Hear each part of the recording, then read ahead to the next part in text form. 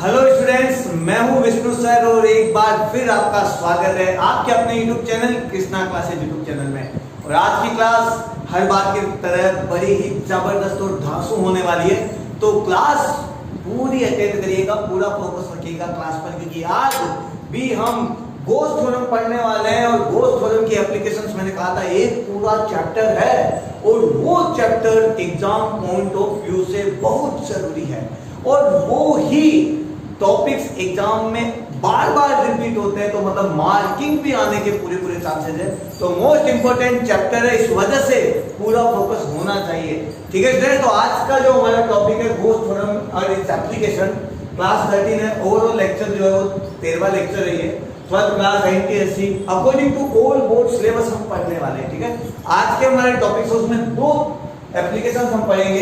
Electric field due to infinite uniformly charge non conducting sheet, एक चालक परत एक नॉन कंडक्टिंग सीट के कारण इलेक्ट्रिक फील्ड, और इसी तरह हम पढ़ने वाले electric field due to uniformly charge infinite conducting sheet, मतलब एक कंडक्टिंग सीट है और एक नॉन कंडक्टिंग सीट है, एक चालक परत और एक चालक परत है। दोनों की वजह से इलेक्ट्रिक फील्ड का फॉर्मूला डेरिवेशन निकालने वाले हैं, ग्राफ निकालने वाले हैं और उन फैक्टर्स के बारे में पढ़ने वाले हैं जो इलेक्ट्रिक फील्ड की वैल्यू को चेंज करते हैं। ठीक है स्टूडेंट्स, तो आइए आज की क्लास में डिस्कस करते हैं। और डिस्कस करने से पहले मैं आपको फिर बता रहा हूं, आपको क्लास अटेंड पूरे फोकस के साथ करनी है और उसके साथ आपको नोट्स भी प्रिपेयर करते रहने हैं, क्योंकि अपने हाथों से लिखे हुए नोट्स से बेस्ट स्टडी मटेरियल कुछ भी नहीं होता है। तो कमेंट बॉक्स में कमेंट करके लिखना है कि हम नोट्स प्रिपेयर कर रहे हैं। और यदि आपको कोई प्रॉब्लम आती है नोट्स में, या कभी कोई टॉपिक्स में, या कभी कुछ समझ नहीं आ रहा है, कभी कुछ भूल गए, कुछ निकल गया दिमाग से, तो आप मुझे व्हाट्सएप ग्रुप, टेलीग्राम पर, फेसबुक पर, इंस्टाग्राम पर हर जगह ज्वाइन कर सकते हैं, मुझसे कन्वर्सेशन कर सकते हैं, अपने डाउट क्लियर कर सकते हैं। तो इन सब की जो लिंक है मैंने डिस्क्रिप्शन में दे रखा है, तो डिस्क्रिप्शन में जाना है और आप मुझसे जुड़ सकते हैं। ठीक है स्टूडेंट्स, तो आइए डिस्कस करते हैं हमारे इंपोर्टेंट टॉपिक्स पर। सबसे पहले अचालक परत होनी चाहिए हमारे पास, तो मैं अज्यूम करता हूं कि मेरे पास एक अचालक परत है। ये मेरे पास एक अचालक परत है, ये लीजिए, नॉन कंडक्टिंग एक सीट ले लिए, एक तरीके से ये लेयर है, ये लीजिए एक लेयर है। ठीक है, ये नॉन कंडक्टिंग है अचालक परत। और अचालक के बारे में मैंने आपको पहले बताया, नॉन कंडक्टर और कंडक्टर के बारे में पहले से ही मैंने आपको डिफरेंशिएट किया था, बताया था। क्या बताया था याद कीजिए, मैंने आपको कहा था कि जब किसी कंडक्टर को चार्ज दिया जाता है, जब किसी चालक को चार्ज दिया जाता है, तो चालकों पर कंडक्टर पर चार्ज इक्वली डिस्ट्रीब्यूट हो जाता है, सभी जगह समान रूप से फैल जाता है। लेकिन जब नॉन कंडक्टर को दिया जाता है, अचालक को चार्ज दिया जाता है, तो जिस पॉइंट पर चार्ज दिया जाता है उसी पॉइंट पर चार्ज रहता है, वो एक पॉइंट से दूसरे पॉइंट पर ट्रांसफर नहीं होता, क्योंकि नॉन कंडक्टर में चार्ज एक जगह से दूसरी जगह पर मूव नहीं कर पाते हैं, एक जगह से दूसरी जगह पर चार्ज नहीं जा पाते। तो सपोज कीजिए मैंने इसको चार्ज दे दिया यहां पर, तो ये पॉजिटिव चार्ज वाली एक मेरे पास सीट आ गई है, सीट ऐसी एक पतली सीट। ठीक है, ये लीजिए ऐसे एक पतली सीट अज्यूम कर लेता हूं जिस पर चार्ज है यहाँ पर। ठीक है, पॉजिटिव चार्ज मैंने यहाँ पर दे दिया है। अब मुझे इलेक्ट्रिक फील्ड निकालना है एक पॉइंट पर जो इससे आज डिस्टेंस पर। अब अभी मैंने वो पॉइंट माना नहीं है, मैं बाद में मानूंगा, अज्यूम बाद में करूंगा। मुझे ये सब करना है गोस थ्योरम के हिसाब से, और गोस थ्योरम के हिसाब से करने के लिए सरफेस हमेशा क्लोज सरफेस होना चाहिए, एक बंद पृष्ठ होना चाहिए। और ये बंद पृष्ठ नहीं है, ये एक रेक्टेंगुलर है। ठीक है, एक आयताकार सीट है, तो आयताकार सीट, रेक्टेंगुलर सीट का वॉल्यूम नहीं होता, आयतन नहीं होता, और जिनका वॉल्यूम नहीं होता वो क्लोज सरफेस नहीं होते, बंद पृष्ठ नहीं होते। तो बंद पृष्ठ अज्यूम करना पड़ेगा। तो जिस सरफेस को हम अज्यूम करते हैं उसको कौन सा सरफेस कहते हैं, याद कीजिए, गॉसियन सरफेस कहते हैं, गाउसीय पृष्ठ कहते हैं, क्योंकि गॉस का नियम, गॉस की थ्योरम हम उस पर अप्लाई कर रहे हैं। तो गॉसियन सरफेस अज्यूम करता हूं मैं। तो सपोज कीजिए कि ये एक बेलन है मेरे पास, एक सिलेंडर है मेरे पास, ये मैं एक सिलेंडर ले लेता हूं। तो सबसे पहले सिलेंडर का डायग्राम बनाता हूं। ठीक है, ये सीट में इसमें बाद में बनाऊंगा, तो ठीक है, अभी आप समझ जाएंगे कैसे बना रहा हूं। सीट को मिटा देता हूँ, ठीक है। अज्यूम कीजिए कि मेरे पास, अज्यूम करते हैं कि एक सिलेंडर है हमारे पास में, ये अज्यूम कि हमारे पास क्या है, एक सिलेंडर है, ये एक सिलेंड्रिकल गॉसियन सरफेस है, यहां पर लिख देता हूं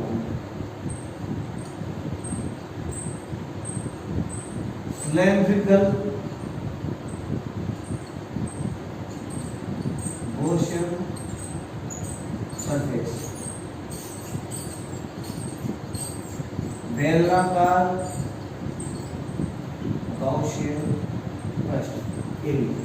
अब वो जो सीट हमारी, वो इसी का ही एक पार्ट है। मान लीजिए सीट को मैंने इसी में से बाहर निकाला था, तो मैं सीट को थोड़ा सा इस तरीके से ले लेता हूं।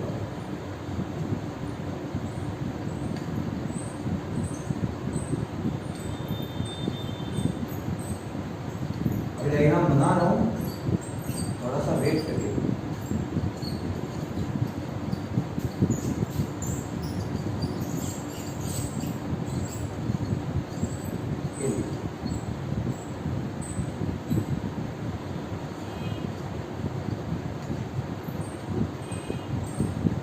ये हमारी सीट है, जो इसका ही एक पार्ट है, मतलब इस सिलेंडर में से मैंने वो सीट ऐसे बाहर निकाली है काट कर, ठीक है। इसको काट कर मैंने एक सीट बाहर निकाल ली, तो सीट इसी का पार्ट हुआ ना।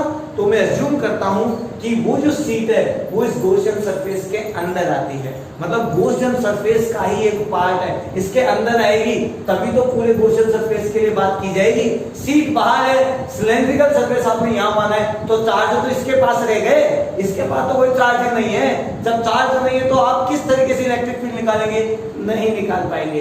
तो जब भी आपको कोई भी ऐसी कोई चीज दे रखी हो, जैसे लॉन्ग वायर दे रखा है, सीट दे रखी है, कुछ इस तरीके का, या कोई स्फेरिकल पार्ट, आपको कोई भी ऑब्जेक्ट दे रखा है जिस पर चार्ज है और फिर आपको इलेक्ट्रिक फील्ड निकालना है, तो इस हिसाब से आपको गॉसियन सरफेस अज्यूम करना पड़ेगा, गॉसियन पृष्ठ इस तरीके से मानना पड़ेगा कि वो जो भी ऑब्जेक्ट आपको दे रखा है, जिस भी आकृति का है, जिस भी शेप का है, वो इस गॉसियन सरफेस के अंदर आनी चाहिए, इस गॉसियन सरफेस के अंदर आनी चाहिए, तब ही जाकर कुछ हो पाएगा, आगे डेरिवेशन आप सॉल्व कर पाएंगे। तो देखिए मैंने अज्यूम किया कि सीट इसका ही एक पार्ट है, मतलब पॉजिटिव चार्ज यहां पर देखिए, ये देखिए,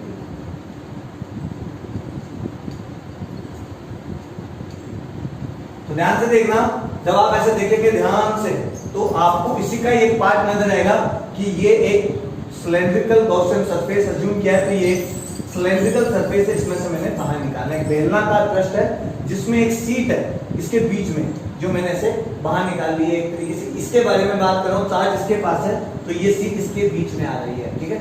इसके बीच में आने से क्या हुआ, चार्ज जो है इस सिलेंड्रिकल सरफेस में आ गया है, ठीक है। और गॉसियन थ्योरम लगाने के लिए, गॉस की थ्योरम लगाने के लिए जरूरी कि चार्ज गॉसियन सरफेस के अंदर ही हो, गॉसियन सरफेस से बाहर चार्ज हो जाएगा तो उसकी कोई वैल्यू नहीं रहेगी, वो चार्ज गॉसियन सरफेस में जब फ्लक्स निकालेंगे तो काम ही नहीं आएगा, क्योंकि गॉस की थ्योरम क्या कहती है, phi equals to Q upon epsilon. लेकिन ये क्यू, वो क्यू है, वो चार्ज है, वो अमाउंट ऑफ चार्ज है, वो आवेश है जो कि गॉसियन सरफेस, एक बंद पृष्ठ, एक क्लोज सरफेस के अंदर आता हो, उसके बाहर कुछ भी हो उससे हमें कोई मतलब नहीं है। जैसे चार्ज हमेशा गॉसियन सरफेस के अंदर ही होने चाहिए, सरफेस पर या अंदर। तो इसमें चार्ज देखो यहीं पर ही तो है, ये सीट इसी का ही तो एक पार्ट है, तो सीट अभी इसी के साथ जुड़ी हुई है, तो चार्ज भी अंदर ही है, समझ गए आप, ठीक है। ये तो मैं और आसान बना देता, ये वरना कई लोग कहते हैं तो बाहर निकल रहा है, ठीक है। ये सीट और ये चार्ज इसी के अंदर है, ठीक है। अब हमें इससे आर डिस्टेंस पर, ये रही आर डिस्टेंस, कोई पॉइंट पी जहां इलेक्ट्रिक फील्ड निकालना है, तो पॉइंट पी को मैं इस तरीके से अज्यूम करता हूं कि वो गॉसियन सरफेस पर ही है, तो ये गॉसियन सरफेस पर आ गया, बाहर नहीं आना है, बाहर आ गया तो कोई मतलब ही नहीं है, वो तो गॉसियन सरफेस से बाहर चला गया। हमें गॉस की थ्योरम लगानी है तो पॉइंट भी हमारा गॉसियन सरफेस में ही होना चाहिए। तो चार्ज भी गॉसियन सरफेस में होना चाहिए और पॉइंट भी गॉसियन सरफेस में ही होना चाहिए, गॉसियन पृष्ठ में ही होना चाहिए। ठीक है, अब ध्यान से देखना, मुझे फ्लक्स निकालना है। तो ये जो सिलेंड्रिकल आपके पास सरफेस है, ये जो बेलनाकार पृष्ठ है, गॉसियन पृष्ठ जिसको कहते हैं, तो ये जो गॉसियन पृष्ठ है, ये गॉसियन सरफेस है, इसके कितने पार्ट है, कितने फेस है, कितने एरिया है। तो देखो ये मेरे पास एक बेलनाकार है, इसके टुकड़े करने हैं, कितने तरह से इसमें से आकृतियां निकलती है। तो ध्यान से देखना, एक इधर बेलनाकार, सॉरी वर्ताकार है ना, सर्कुलर, एक सरफेस इधर है, एक सरफेस इधर है सर्कुलर, और एक ये पूरा गोल गोल चारों तरफ का जिसको हम बोलते हैं कर्व सरफेस, वक्र पृष्ठ है ना। तो इसके 3 सरफेस हो गए, इस साइड का सर्कुलर सरफेस, इस साइड का सर्कुलर सरफेस, और ये चारों तरफ का जो कर्व सरफेस है वक्र पृष्ठ है ये। तो एक वर्ताकार, एक वर्ताकार, एक वक्र पृष्ठ है, 3 सरफेस हो गए, इधर वाला सर्कुलर फेस, उधर वाला सर्कुलर फेस, और ये चारों तरफ गोल गोल जो है इस तरीके का वक्र पृष्ठ कर्व सरफेस। तो मुझे 3 एलिमेंटल सरफेस मानने पड़ेंगे। तो सबसे पहले इलेक्ट्रिक फील्ड के डायरेक्शन की बात करते हैं। तो देखो पॉजिटिव प्लेट रखी हुई है, मान लो मैं प्लेट को ऐसे रख देता हूं, यहां पर पॉजिटिव चार्ज है, पूरी प्लेट पर पॉजिटिव चार्ज है। इलेक्ट्रिक फील्ड का डायरेक्शन किधर होता है, ध्यान दीजिए, पॉजिटिव चार्ज के लिए इलेक्ट्रिक फील्ड का डायरेक्शन होता है बाहर की तरफ, आउटवर्ड डायरेक्शन में। अब एक पॉइंट इधर है, एक पॉइंट इधर और एक पॉइंट और लेना है, तो कहीं भी ले लीजिए, इधर कर्व सरफेस पे लेना है। तो मैं अज्यूम करता हूं कि एक सरफेस यहां मान लेता हूं, इस सरफेस के लिए ये जो कर्व सरफेस है इसके लिए एक एलिमेंटल सरफेस यहां पर ले लेता हूं, एक अल्पांश यहां पर ले लेता हूं, है ना, और एक एलिमेंटल सरफेस यहां पर ले लेता हूं। ठीक है, क्षेत्रफल अल्पांश मैंने यहां पर मान लिया है। ठीक है, 3 सरफेस हो गए, तीनों का डायरेक्शन देखो सबसे पहले, ये देखो ये फेस मैं ऐसे रख रहा हूं, आप खुद समझ जाएंगे अभी। ठीक है, यदि आपने प्रीवियस क्लास ढंग से ज्वाइन किए तो इसका मुंह किधर है आप खुद बताइए, इसका मुंह इधर है, तो इसका डायरेक्शन इधर लगा देता हूं, सरफेस 1 ये लीजिए, 1 नंबर सरफेस का डायरेक्शन हो गया इस साइड। अभी बात करते हैं वापस, इधर वाला सरफेस है, इसका डायरेक्शन किधर है, एक सरफेस यहां पर है, इसका डायरेक्शन ध्यान से देखो किधर है, इसका मुंह किस साइड है, इस साइड में है, तो मैं इधर ले लेता हूं एक और सरफेस ds, और ये कितने नंबर का है, इसको मैं अज्यूम कर लेता हूं 2 नंबर या 3 नंबर मान लेता हूं, 3 नंबर सरफेस है, एक सरफेस यहां बच गया 2 नंबर, इसकी भी बात करिए। ये सिलेंड्रिकल सरफेस और मैंने ये सरफेस यहां अज्यूम किया है, यहां पर एक एलिमेंटल सरफेस लिया है, तो इस सरफेस का डायरेक्शन किधर है, इस पृष्ठ का डायरेक्शन किस साइड है, इस पृष्ठ का क्षेत्रफल की दिशा किस साइड है। ठीक है, एलिमेंटल सरफेस जो मैंने माना है ये, तो इसका जो एरिया का डायरेक्शन है, एलिमेंटल सरफेस एरिया जो है उसका डायरेक्शन किस साइड है, इसका डायरेक्शन देखो, यदि मैंने यहां पर क्षेत्रफल सदिश माना है, यहां पर एक एरिया माना है छोटा सा, उस एरिया का डायरेक्शन किस साइड है, तो देखो यहां पर यदि कोई पॉइंट मैंने अज्यूम किया है ऊपर के साइड में, उसका डायरेक्शन किस साइड होगा, ऊपर, और नीचे अज्यूम करता है ऐसे, तो नीचे वाले पॉइंट की डायरेक्शन किधर होता है, नीचे। तो ये वाला जो एलिमेंटल सरफेस हमने लिया है इसका डायरेक्शन होगा ऊपर की तरफ, तो मैं ले लेता हूं इस साइड। ठीक है, 3 सरफेस हो गए, ये मैं ले लेता हूं 1 2 और 3, तो 3 सरफेस एरिया होते हैं एक सिलेंडर में, इधर वाला सर्कुलर एरिया, इधर वाला सर्कुलर एरिया, और एक कर्व एरिया। इस सर्कुलर एरिया का डायरेक्शन इस साइड, इस सर्कुलर एरिया का डायरेक्शन इस साइड, और ये जो कर्व सरफेस एरिया उसका डायरेक्शन ऊपर के साइड। ठीक है, एलिमेंटल सरफेस इसलिए मैंने माना है, क्षेत्रफल सदिश इसलिए माना है मैंने, एलिमेंटल सरफेस एरिया भी कह सकते हैं आप, इसलिए माना है मैंने क्योंकि ये एक वेक्टर क्वांटिटी है। ठीक है, otherwise curve surface area, total surface area, वक्र पृष्ठीय क्षेत्रफल, कुल पृष्ठीय क्षेत्रफल, ये सब अदिश राशियां, स्केलर क्वांटिटी, इनका कोई डायरेक्शन नहीं होता है। समझ गए मेरी बात। तो मुझे इसका फेस चेक करना है, फेस का डायरेक्शन चाहिए, तो एक तरीके से ये क्रॉस सेक्शन एरिया हो गया, यहाँ वाला क्रॉस सेक्शन एरिया, यहाँ वाला क्रॉस सेक्शन एरिया, ये जो ऊपर से देखता हूं मैं, तो ये वाला क्रॉस सेक्शन एरिया। ठीक है, ये जो दिख रहा है ना, ये वाला पोर्शन, इसका एरिया किधर है, इसका डायरेक्शन किधर, ऊपर, एरिया नहीं सॉरी डायरेक्शन, इसका डायरेक्शन किधर है, ऊपर की साइड, और इसका डायरेक्शन किधर है, नीचे की साइड। तो आप पॉइंट को इधर लीजिए, इधर लीजिए, एक ही बात। अब ये हमारी सीट है, सीट पे के हिसाब से इलेक्ट्रिक फील्ड निकालना है। तो देखिए पॉजिटिव चार्ज वाली सीट है, तो पॉजिटिव चार्ज जो है उसके हिसाब से, अकॉर्डिंग टू पॉजिटिव चार्ज के लिए जो हमारा इलेक्ट्रिक फील्ड होता है उसका डायरेक्शन किस साइड होता है, ध्यान दीजिए, पॉजिटिव के लिए इलेक्ट्रिक फील्ड का डायरेक्शन होता है हमेशा बाहर की तरफ, आउटवर्ड डायरेक्शन, बाहर की तरफ। तो सीट यहाँ पर है, पॉजिटिव चार्ज है, पॉजिटिव चार्ज की वजह से इलेक्ट्रिक फील्ड किधर होगा, बाहर, या तो इधर बाहर या फिर इधर बाहर। दो साइड होता है बाहर वाला डायरेक्शन, भैया तो इधर की साइड आउटवर्ड डायरेक्शन या फिर इधर के साइड आउटवर्ड डायरेक्शन। तो इसकी बात करते हैं। सबसे पहले इधर वाले जो सरफेस है उनके लिए आउटवर्ड डायरेक्शन हो जाएगा इस साइड। तो एक सरफेस यहाँ पर है तो इसके लिए इलेक्ट्रिक फील्ड इधर हो जाएगा।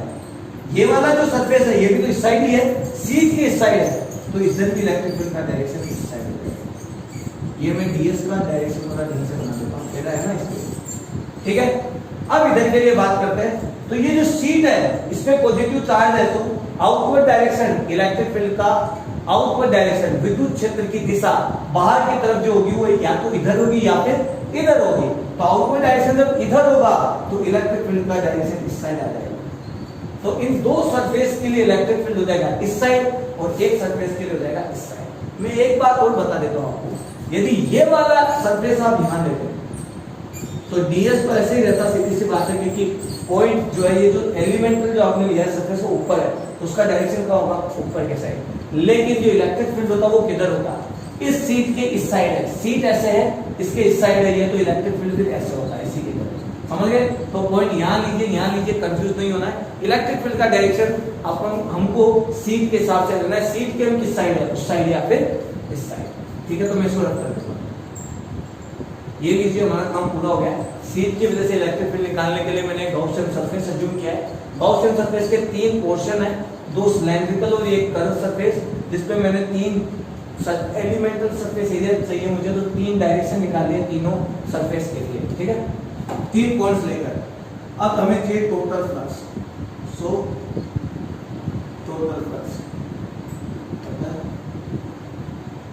कुल विद्युत फ्लक्स, टोटल इलेक्ट्रिक फ्लक्स के बारे में बात करेंगे। तीन सरफेस है तो तीन फ्लक्स होंगे, phi1 phi2 प्लस phi3, ठीक है।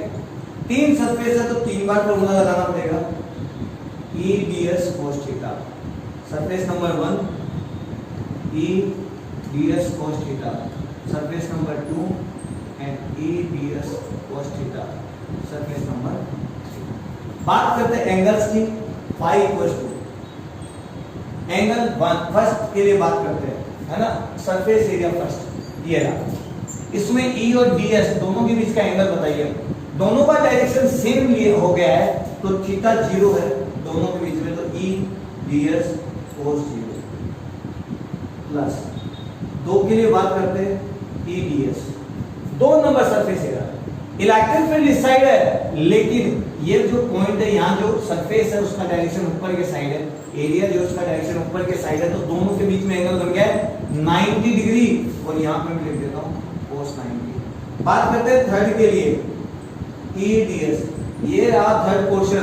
थर्ड पोर्शन भी सर्कुलर है, ये वाला देखो वर्ताकार पृष्ठ है, ठीक है। यहां से बात करता हूं, देखो E का डायरेक्शन भी इस साइड है और ds का डायरेक्शन भी इस साइड है, दोनों का डायरेक्शन इस साइड है, तो थीटा बनेगा 0, दोनों सेम डायरेक्शन में, तो एंगल आ जाएगा 0, तो cos 0। cos 0 1 होता है और cos 90 0 होता है। तो हम बात करते हैं phi की, तो यहाँ पे cos 0 की वैल्यू 1 हो गई, तो E ds 1 नंबर, ये 0 हो गया है, cos 90 पूरा 0, तो ये पूरी की पूरी टर्म ही क्या हो गई है, 0 हो गई है, तो ये तो खत्म हो गया। 3 नंबर देखो, cos 0 की वैल्यू होती है 1, तो हमारे पास 3 नंबर बच गया है E ds बस इतना सा, ठीक है। अब थोड़ी सी बात करते हैं इस लाइन के आगे। देखो E ds 1 number, E ds 3 number. Electric field तो सेम रहेगा क्योंकि जितनी डिस्टेंस r इधर है उतनी ही मैं अज्यूम कर लेता हूँ इधर भी है, ठीक है। बनाने में थोड़ा ऐसा हो गया, दोनों साइड डिस्टेंस मैंने ले लिया r, तो मतलब सीट बीच में रखी हुई है, तो जितना इलेक्ट्रिक फील्ड की वैल्यू यहाँ पर होगी उतनी इलेक्ट्रिक फील्ड की वैल्यू यहाँ पर होगी, मतलब E तो सेम होगा। बात करते हैं ds की। एक बेलन है, एक सिलेंडर है, उसका ये वाला एरिया और ये वाला एरिया दोनों सेम होते हैं, दोनों फेस सर्कुलर है, वर्ताकार है, तो दोनों की वैल्यू भी क्या होगी, सेम होगी, दोनों फेस सेम होते हैं, इक्वल सरफेस एरिया, दोनों का क्षेत्रफल समान होगा, तो मतलब E ds भी दोनों की वैल्यू सेम होने वाली है। तो इसका मतलब फाई की वैल्यू हो जाएगी अब 2EDS। मैं यहाँ पे इंटीग्रेशन लगा देता हूँ, ये 2 को मैं बाहर ले लेता हूँ, ठीक है, 2EDS, ठीक है, EDS में क्या हो गया 2EDS, ठीक है। आपको समझ में आ गया होगा। सबसे पहले शीट लेनी है, शीट को एक सिलेंड्रिकल पार्ट का हिस्सा मानना है, और ये जो सिलेंड्रिकल पार्ट है इसको बोलते हैं गाउसिय पृष्ठ। गाउसिय पृष्ठ को इस हिसाब से लेना है कि जिस पॉइंट पे तुम्हें इलेक्ट्रिक फील्ड चाहिए वो पॉइंट भी यहाँ पर आए, ठीक है, इस सरफेस में ही होना चाहिए, चार्ज भी सरफेस के अंदर ही होना चाहिए। उसके बाद में आपको इसके 3 एलिमेंटल सरफेस लेना पड़ेंगे, कर्व सरफेस, 2 इसके इधर वाले फेस है। पहले इनके डायरेक्शन निकालने पड़ेंगे, ये जो फेस है इनके डायरेक्शन निकालने पड़ेंगे, फिर यहाँ पर इलेक्ट्रिक फील्ड का डायरेक्शन लेना पड़ेगा, और फिर चेक करना पड़ेगा कि E और DS, मतलब इस सरफेस का जो डायरेक्शन है, इसका एरिया का जो डायरेक्शन है DS वो कहाँ पर है, और इलेक्ट्रिक फील्ड का डायरेक्शन किधर है। दोनों फिर आपको फ्लक्स के लिए डेरिवेशन सॉल्व करते रहनी है, दोनों बीच में थीटा आपको पता करना है।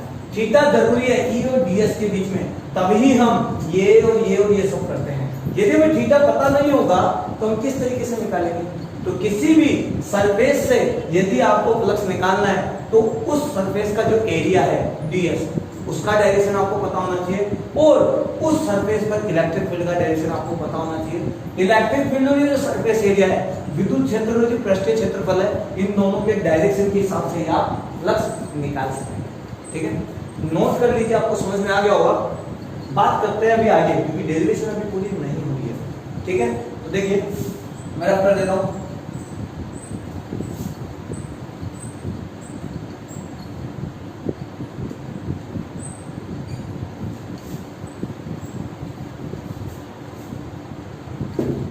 तो हमारे पास अभी फ्लक्स आया था यहाँ पर 2EDS, इस पॉइंट पे DS का डायरेक्शन इस साइड है, और ये DS है, और ये डायग्राम को भी ऐसे कैसे रखा है।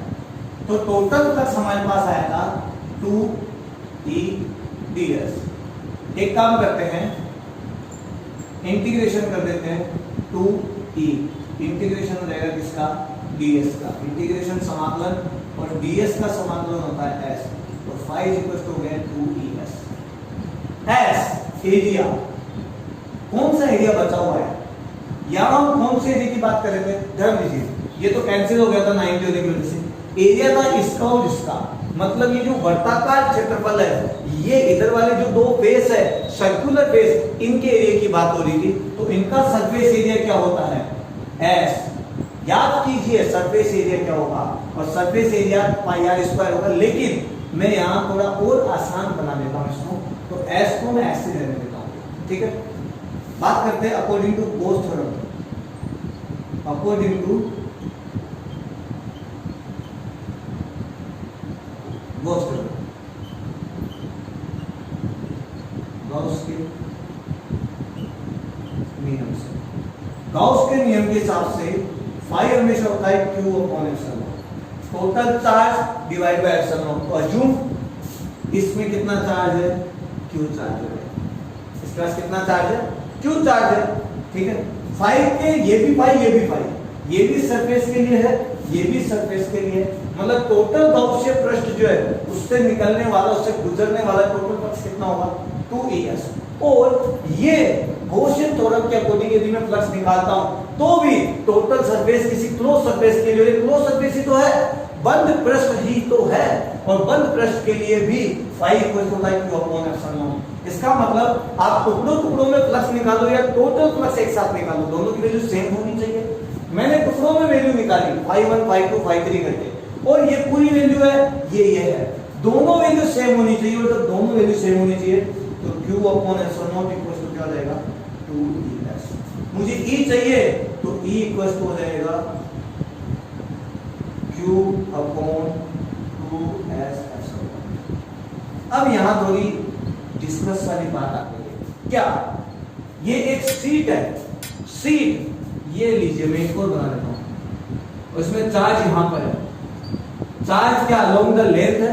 याद कीजिए चार्ज डिस्ट्रीब्यूशन 3 होते हैं, linear charge distribution, surface charge distribution, volume charge distribution, रेखीय आवेश वितरण, क्षेत्र आवेश वितरण, पृष्ठ आवेश वितरण, और आयतन आवेश वितरण। लंबा तार होता, यदि लंबाई के अनुदिश अलोंग द लेंथ यदि चार्ज डिस्ट्रीब्यूट होते हैं, चार्ज जो लंबाई के अनुदिश होते हैं, लंबे तार वाली जो जैसे मैंने बात बताई थी आपको एक, तो उस हिसाब से लीनियर चार्ज डिस्ट्रीब्यूशन होता है, रेखीय आवेश वितरण होता है। लेकिन यहाँ पर जो चार्ज है वो देखो इसके सरफेस एरिया पर डिस्ट्रीब्यूट होता है, ठीक है, और सरफेस एरिया पर डिस्ट्रीब्यूट होता है तो चार्ज डिस्ट्रीब्यूशन कौन सा होता है, सिग्मा, और सिग्मा सरफेस चार्ज डिस्ट्रीब्यूशन होता है total charge divide by total surface area, total charge divide by total surface area. तो ये रहा टोटल चार्ज, ये रहा टोटल सरफेस एरिया, तो E इक्वल टू हो गया Q अपॉन S को लिख सकते हैं सिग्मा, और यहाँ लिख सकते हैं 2 एप्सिलॉन नॉट, तो E इक्वल टू हो जाएगा सिग्मा अपॉन 2 एप्सिलॉन नॉट, ये हमारी वैल्यू आ गई। तो किसी सीट के कारण इलेक्ट्रिक फील्ड का डायरेक्शन का फॉर्मूला होता है E equal to 2 sigma upon epsilon naught. Electric field का डायरेक्शन इस साइड होगा या इस साइड होगा वो डिपेंड करता है सरफेस एरिया कैसे रखा हो, माना है आपने सीट किस तरीके से एज्यूम किया, चार्ज कौन सा है। लेकिन किसी पॉइंट पर इलेक्ट्रिक फील्ड की वैल्यू जो होगी उसका फॉर्मूला होगा सिग्मा अपॉन 2 एप्सिलॉन, ये इसका। तो ग्राफ फैक्टर्स जो अफेक्ट करेंगे इस इलेक्ट्रिक फील्ड की वैल्यू को, उसके बारे में भी डिस्कस कर लेते हैं। तो ग्राफ की बात आती है, जैसे ही रफ कर दूं तो मैं डायग्राम रफ करता हूँ, ठीक है, आप डायग्राम ढंग से ड्रॉ कर लीजिएगा, जरूरी है, डायग्राम नहीं तो कुछ भी नहीं। बात करते हैं ग्राफ की, एग्जाम पॉइंट ऑफ व्यू से ग्राफ की बात की जाए तो इलेक्ट्रिक फील्ड का ग्राफ या तो डिस्टेंस के साथ पूछा जाएगा या सिग्मा के साथ पूछा जाएगा, सीधी सी बात है, क्योंकि एप्सिलॉन नॉट इसमें कांस्टेंट है। तो इलेक्ट्रिक फील्ड और सिग्मा की बात की जाए तो इलेक्ट्रिक फील्ड और सिग्मा देखो, फॉर्मूला दोबारा लिख देता हूं मैं यहाँ पे, सिग्मा अपॉन 2 एप्सिलॉन नॉट। तो इलेक्ट्रिक फील्ड और सिग्मा देखो आमने सामने है, ये कांस्टेंट यदि मैं इसको हटा दूं तो इलेक्ट्रिक फील्ड डायरेक्टली प्रोपोर्शनल हो जाएगा किसके, सिग्मा के। आमने सामने डायरेक्टली प्रोपोर्शनल होता है, और डायरेक्टली प्रोपोर्शनल समानुपाती में हमेशा ग्राफ बनता है सीधी लाइन, स्ट्रेट लाइन, ठीक है, इस तरीके से। लेकिन यदि मैं डिस्टेंस की बात करूं r की, तो फॉर्मूला देखो E इक्वल टू होता है सिग्मा अपॉन 2 एप्सिलॉन नॉट। आप मुझे बताइए कि क्या इसमें r वर्ड है, नहीं है, डिस्टेंस तो इसमें है ही नहीं।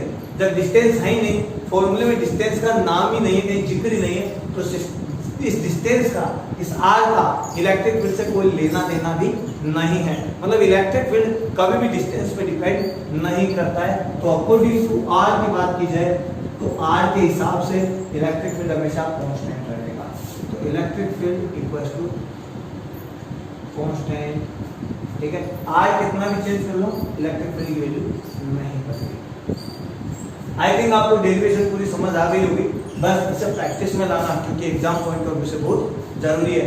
नेक्स्ट क्लास में हम इनके न्यूमेरिकल्स करने वाले हैं, ठीक है, तो आपको पता होना चाहिए कब किस फॉर्मूले को यूज किया जाता है और कैसे यूज किया जाता है। आगे बात समझ में, ठीक है। आइए नेक्स्ट टॉपिक की बात करते हैं, कंडक्टिंग सीट की। यदि आपके पास चालक सीट हो तो क्या कीजिए, ठीक है, इस पे ध्यान देना जरूरी है, टॉपिक पे ध्यान देना।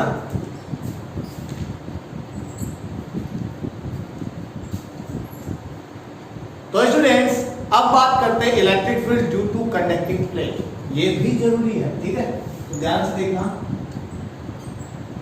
नेक्स्ट टॉपिक इलेक्ट्रिक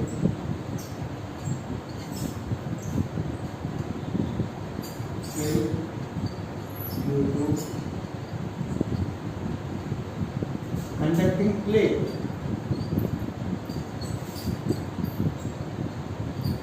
चालक पट्टिका के कारण विद्युत क्षेत्र, चालक पट्टिका यानी प्लेट, प्लेट यानी मैं आपको बताता हूं कुछ ऐसा प्लेट जिसकी थोड़ी सी थिकनेस हो, ठीक है, तो मैं प्लेट अज्यूम कर लेता हूं ऐसे, ये प्लेट अज्यूम कर ली इतनी चौड़ी और इस तरीके से, तो मैं प्लेट बना देता हूं सबसे पहले ताकि आपको कंफ्यूजन दूर हो जाए। ये प्लेट ले लीजिए, ये इनफाइनाइट प्लेट है, ठीक है, मैंने टॉपिक का नाम मैंने शॉर्टकट में लिख दिया है, ठीक है, तो ये इनफाइनाइट प्लेट अज्यूम किया मैंने, तो मैं एक इनफाइनाइट प्लेट ले लेता हूँ, ये लो, जिसकी लेयर ये मैंने थिकनेस लिया एक तरीके से, बहुत लंबी है कोई प्लेट ऐसे,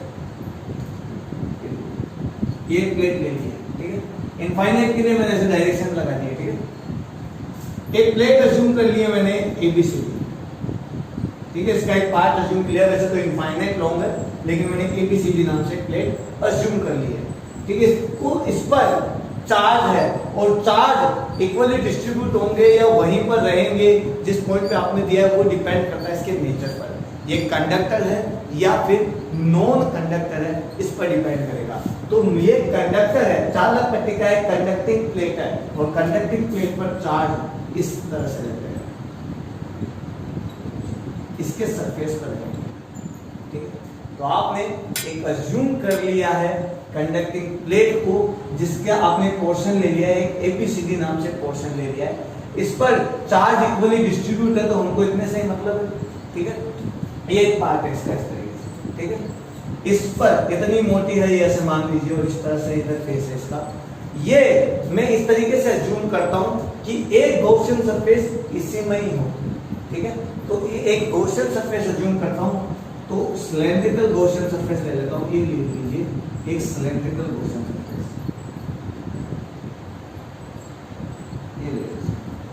ये एक बेलनाकार गॉसियन पृष्ठ मैंने अज्यूम कर लिया। और ये पृष्ठ किस तरीके से अज्यूम किया है कि ये जो मेरी प्लेट है इसमें इस तरीके से आ रहा है, ये लीजिए, ठीक है। थिकनेस वैसे पूरी लेनी थी मुझे, मतलब इसकी जो मोटाई है यहाँ से यहाँ तक लेनी थी, रेडियस मतलब, लेकिन मैंने क्या किया, इतना सा अज्यूम किया, कोई फर्क नहीं पड़ता, आप पूरा अज्यूम भी कर सकते हैं, ठीक है।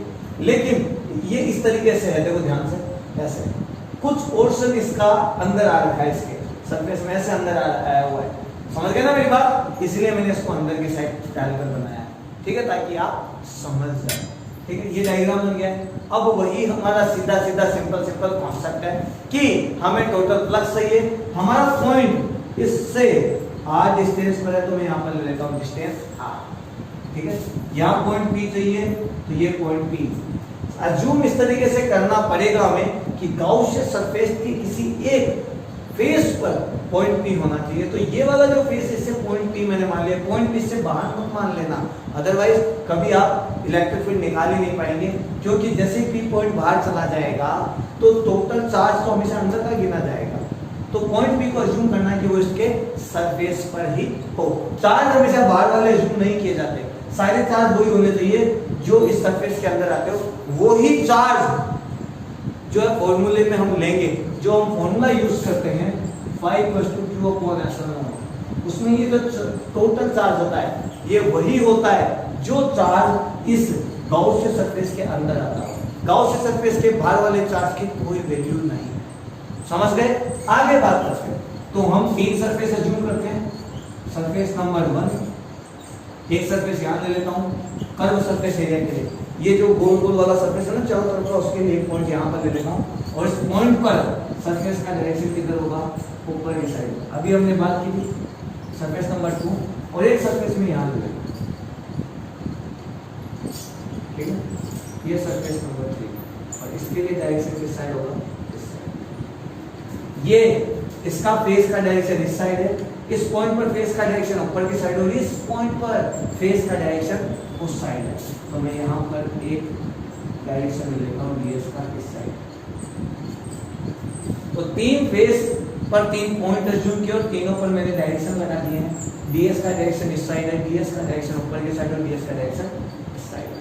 अब बात करते हैं, ध्यान से देखना, ये जो सरफेस मैंने अज्यूम किया है वो इस प्लेट को ऐसे टच करा हुआ है, तो कुछ चार्ज तो इस सरफेस में आ रहे और बाकी के चार्ज बाहर की तरफ है। ध्यान रखना, बीच में कोई चार्ज नहीं है, खाली है। क्यों? क्योंकि चार्ज जैसे आपने बीच में दिया, चार्ज सरफेस पर चले गए। ये वाला सरफेस इसके टच में है, लेकिन ये वाला सरफेस इससे बाहर है, और बीच में कोई चार्ज नहीं है। ध्यान रखो, बीच में कोई चार्ज नहीं है। ध्यान देना, बात बहुत जरूरी है। मैं क्यों कह रहा हूँ आगे बताऊंगा। तो बीच में यहाँ कोई चार्ज नहीं, चार्ज इस सरफेस पर और उस सरफेस पर है, मतलब इस वाले सरफेस के लिए कोई चार्ज नहीं है, अंदर कोई चार्ज नहीं है, तो कोई इलेक्ट्रिक फील्ड भी नहीं होगा। तो टोटल इलेक्ट्रिक फील्ड अंदर के साइड में क्या होगा, 0। ये जो प्लेट आपकी, जो इतनी मोटी प्लेट आपने ली है, उसके इधर वाले सरफेस पर और इधर वाले सरफेस पर चार्ज है, तो इलेक्ट्रिक फील्ड इस सरफेस और इस सरफेस की वजह से होगा। लेकिन बीच के पोर्शन में कोई चार्ज नहीं है, और जब बीच के पोर्शन में कोई चार्ज नहीं है तो यहाँ पर इलेक्ट्रिक फील्ड क्या होगा, 0। इसलिए मैंने ई इन की वैल्यू क्या लिख दी है, 0। समझ गए?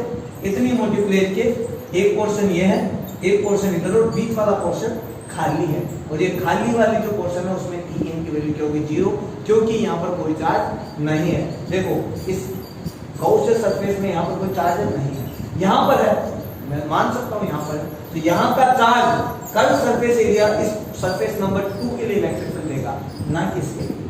समझ गए मेरी बात? तो आगे बात करते हैं, नहीं समझे तो भी आगे समझ जाएंगे। तो हमें चाहिए टोटल फ्लक्स,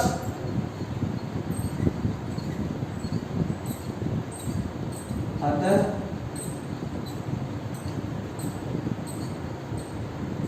कुल विद्युत फ्लक्स, तो फाई इक्वल हो जाएगा φ1 प्लस φ2 प्लस φ3, और 3 बार हमें फॉर्मूला लगाना है फाई का, E ds cos theta surface number 1 के लिए। अब तक तो आपको रूटीन में आ गया होगा ये कि किस तरीके से डेरिवेशन सॉल्व करनी है, मैं गॉसियन टर्म लगा के E ds cos theta 3 surface के लिए। सरफेस फर्स्ट की बात करते हैं, E ds cos सरफेस एक ये रहा, यहां पर इलेक्ट्रिक फील्ड निकालना है। ये पॉजिटिव चार्ज है, पॉजिटिव चार्ज का डायरेक्शन बाहर की ओर होगा, तो इधर वाले सरफेस के लिए डायरेक्शन होगा इस साइड, और जब इधर डायरेक्शन होगा आउटवर्ड डायरेक्शन, तो इधर इलेक्ट्रिक फील्ड का डायरेक्शन इस साइड होगा। इस पॉइंट के लिए इलेक्ट्रिक फील्ड भी बाहर की ओर होगा, पॉइंट इधर है, प्लस वाले चार्ज इधर, तो इलेक्ट्रिक फील्ड किधर होगा बाहर की तरफ, तो ये रहा इलेक्ट्रिक फील्ड। इस पॉइंट की बाद में बात करेंगे, ठीक है। cos 0 देखो ds और E दोनों एक ही डायरेक्शन में है।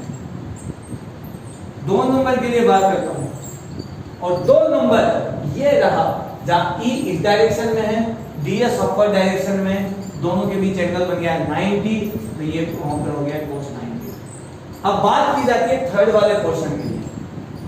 थीटा की बात पहले बाद में करूंगा, पहले बात करते हैं E की बात। मैंने अभी आपको बताया कि ये इतनी मोटी प्लेट है, इसके इस सरफेस पे चार्ज है, इसके इस सरफेस पे चार्ज है, लेकिन गाउसियन पृष्ठ तो बीच में माना है मैंने, ठीक है। गाउसियन सरफेस तो कहां पर है, बीच में, इतनी मोटी के बीच में है, और यहाँ पर कोई चार्ज नहीं है, या तो चार्ज इस साइड में या इस साइड में, इस फेस पर कोई चार्ज नहीं है। तो गाउसियन सरफेस के अंदर, इस फेस के अंदर कोई चार्ज है नहीं है।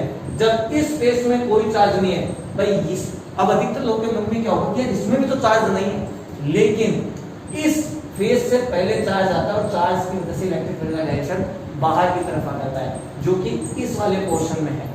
इस वाले पोर्शन में कोई चार्ज नहीं है, और ये प्लेट के अंदर यहाँ पर कोई चार्ज नहीं है। चार्ज नहीं है तो टोटल इलेक्ट्रिक फील्ड कितना हो जाएगा 0 हो जाएगा, और टोटल इलेक्ट्रिक फील्ड ही 0 हो गया है, तो ये पूरी की पूरी टर्म से क्या हो जाएगी 0। इलेक्ट्रिक फील्ड 0 है तो टोटल सब कुछ क्या हो जाएगा 0। अब देखिए cos 90 0 होता है, और cos 0 1 होता है, तो फाई की वैल्यू यहाँ पर देखो क्या हो जाएगी आपकी बात E ds। ये cos 0 1 है, ये भी 0, ये भी 0, मतलब सब खत्म, तो यहाँ पे रहने देता हूं मैं, और फाई इक्वल हो जाएगा E ds। आगे बात करते हैं according to Gauss theorem.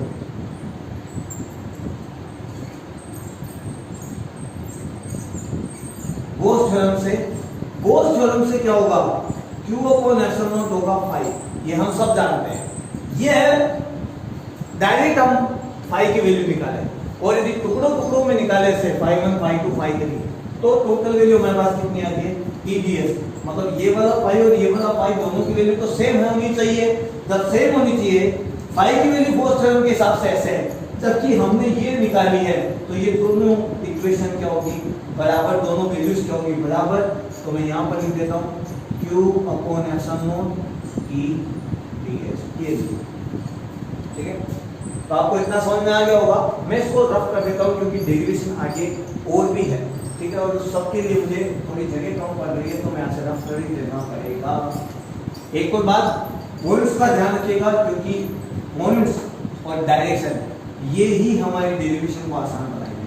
Otherwise हमारा जो ये डेरिवेशन है ये कभी भी हम सॉल्व नहीं कर पाएंगे, अटक जाएंगे, और यही वजह रही तो हम प्रॉब्लम्स भी सॉल्व नहीं कर पाएंगे, न्यूमेरिकल भी आसानी से सॉल्व नहीं कर पाएंगे। समझ गए मेरी बात? आगे देखिए, तो हमारे पास वैल्यू आई है Q upon epsilon not E और ds। ds का इंटीग्रेशन s। कौन से सरफेस की बात कर रहे हैं हम? इस वाले सरफेस पे इलेक्ट्रिक फील्ड है नहीं, ये वाला 90 है तो इस वाले में भी फ्लक्स नहीं होगा। ये वाला है मतलब एक नंबर, और एक नंबर है तो मैंने यहाँ पे एस लिख दिया है। क्यों एस की वैल्यू तो ई की वैल्यू चाहिए हमें इलेक्ट्रिक फील्ड, तो एस को मैं नीचे ले आता हूँ, एसएल नोट और एस ये मैं नीचे ले आता हूँ।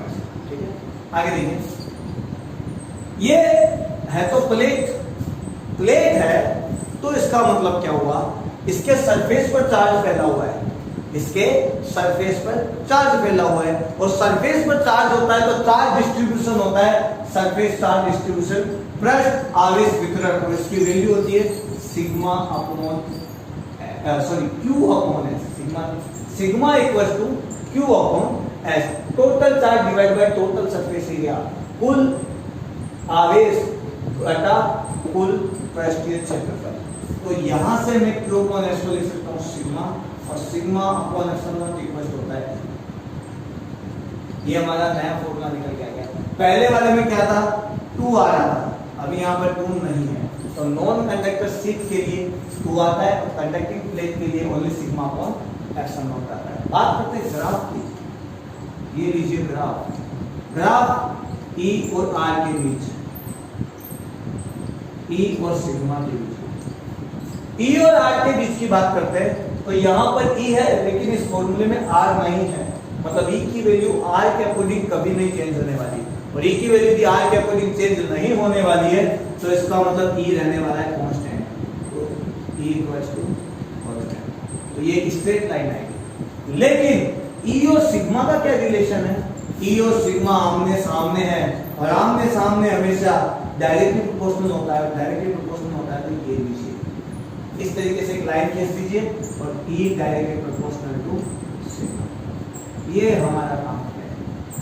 आगे मेरी बात समझ में, तो ये दोनों ग्राफ कंप्लीट हो गए। तो आज की क्लास में हम इतना ही पढ़ने वाले हैं, नेक्स्ट क्लास में इनसे रिलेटेड सुपर इंपोर्टेंट क्वेश्चंस पढ़ेंगे, साथ ही साथ में कंडक्टर और नॉन कंडक्टर स्पैन के बारे में पढ़ेंगे, जो कि बहुत ही इंपॉर्टेंट टॉपिक है, और एग्जाम पॉइंट ऑफ व्यू जो सबसे most important topic course term का वही है, तो मिस मत करिएगा। आज की क्लास आपने एंजॉय की है तो ज्यादा से ज्यादा लोगों को शेयर कीजिएगा, ज्यादा से ज्यादा लोगों को जोड़िएगा, ठीक है। क्लास पूरी ढंग से देखना और नोट्स कंप्लीट करते रहना। तो मिलते हैं नेक्स्ट क्लास में इंपॉर्टेंट क्वेश्चन और सुपर कॉन्सेप्ट के साथ में, जब तक के लिए जय हिंद।